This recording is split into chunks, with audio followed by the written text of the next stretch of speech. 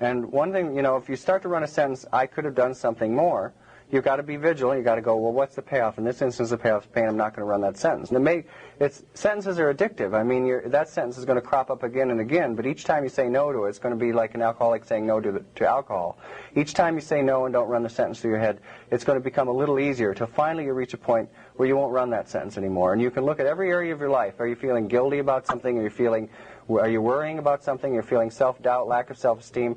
Ask yourself the question, what's the payoff? And if you want the payoff, I mean, if you feel, if the thought you're running through your mind is I can accomplish anything, and you say, what's the payoff? Well, the payoff may be able to allow me to accomplish anything. Then keep it. There are positive addictions as well as negative addictions. So become addicted to those thoughts that you want in your life.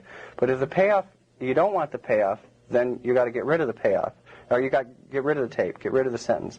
And I'm going to, it's about 4:30, which will leave us about 15 minutes for questions. I'm going to end on telling you something that sounds like a bit curious of a story to end on, but I think after you think about it for a moment, you realize why I'm ending it on a story. And it sounds curious at first blush because it's about bats. And but in it, I think it's such an important lesson that I frequently end talks with this story.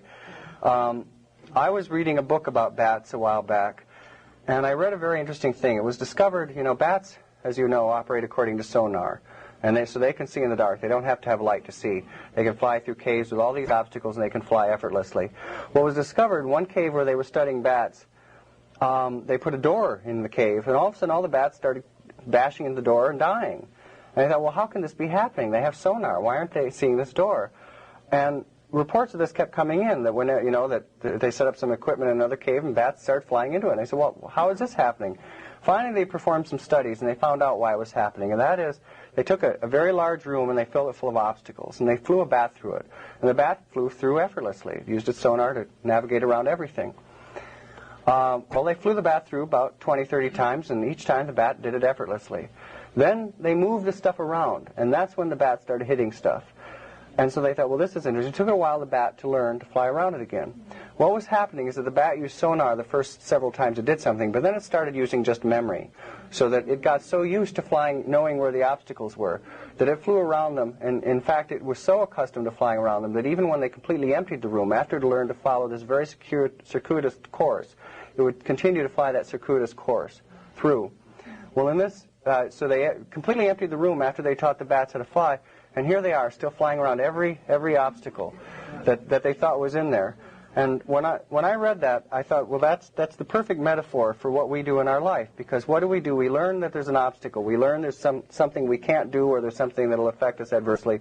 And from that point on, we fly around it. Maybe there was a good reason to believe it was there in the first place. Maybe it was actually an obstacle there.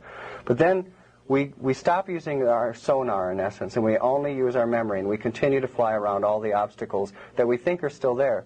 And that's part of, being vigilant and asking what's the payoff. Is every day in my life, it seems, I find myself, and as I say, you've got to be vigilant. You can't just think. You've got to think about thinking. If I find myself planning to do something, and then I go, well, no, I can't do that. Then I go, well, why am I thinking I can't do that? And sometimes there's a good reason why I can't do it. But sometimes there's an irrational reason why I can't do it, and that irrational reason is I'm flying around an invisible obstacle. I'll find, well, I can't do that because my parents never did that, and I learned that you just never do that. But now in my life, I want to do this. So you have to always use your sonar. Don't rely just on the memories of the past that are teaching you all these, as I say, these invisible obstacles like this wrist exercise.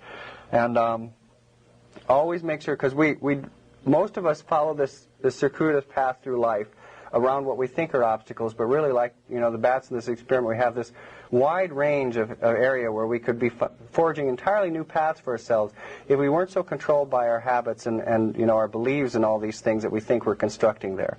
And those are the words that I want to close on. And now, if any of you have any questions.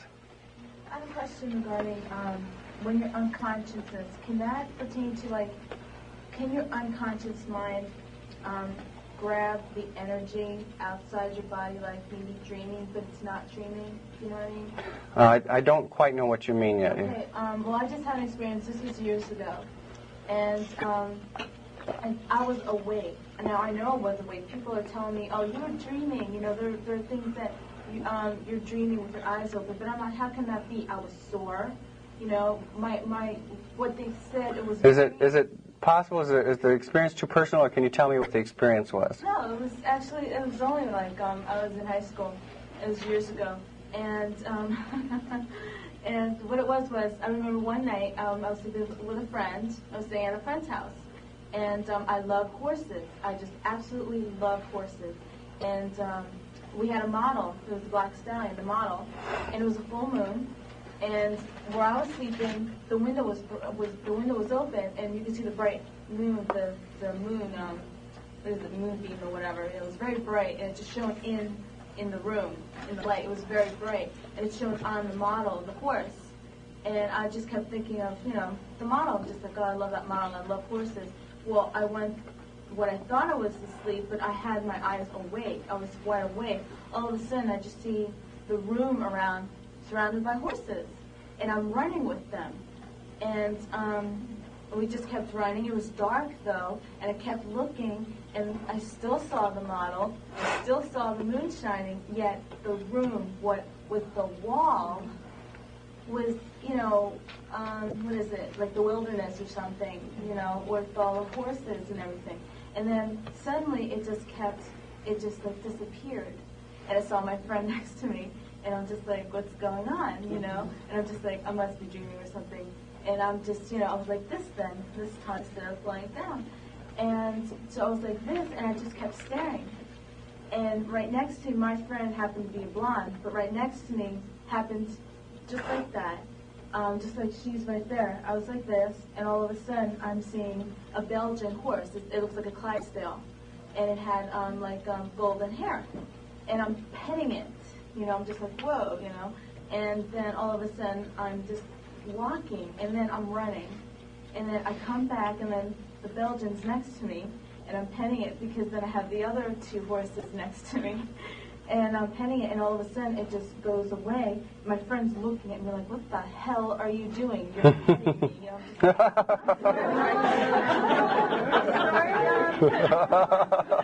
know, and she's like, out of this wall. And I'm just like, she's like, you're dreaming. I'm like, no, I'm not. I've had my eyes open.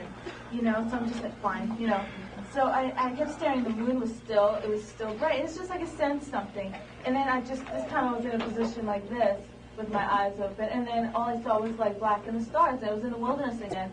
But I think this time I was the one who was the horse, you know. And then it just transformed into that I was riding a horse. And I did bareback riding a lot, you know. And then that morning, I just finally woke up, and I was just very sore. My friend's like, you're weird. And I was just like, no, I'm not. This happened, you know.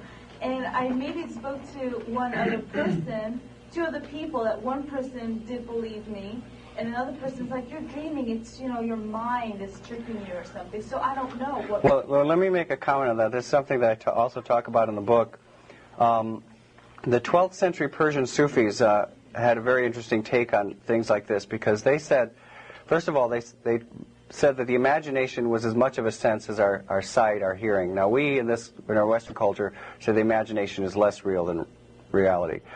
Two things. One, if the extreme point of view in the holographic idea is correct, the imagination is as real as objects, just to a different degree, maybe like on a different channel on a cosmic television set.